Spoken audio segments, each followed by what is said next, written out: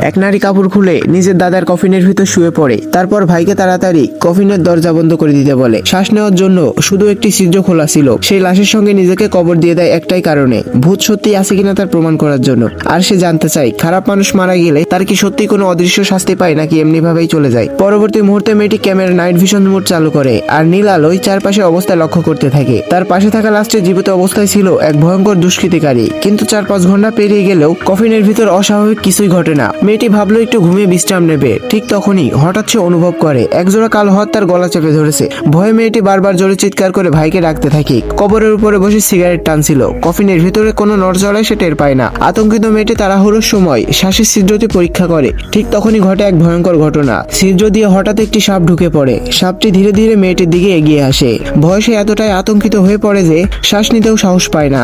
ভাগ্যক্রমে সাপটি তাকে পছন্দ করে না। সে ঘুরে ঘুরে লাশের দিকে চলে যায় এবং সরাসরি লাশের মুখে ঢুকে যায়। এই ভয়াবহ দৃশ্য দেখে মেয়েটির নাজেহাল অবস্থা। আর তখনই সে দেখে এমন কিছু যা বিশ্বাস করা অসম্ভব।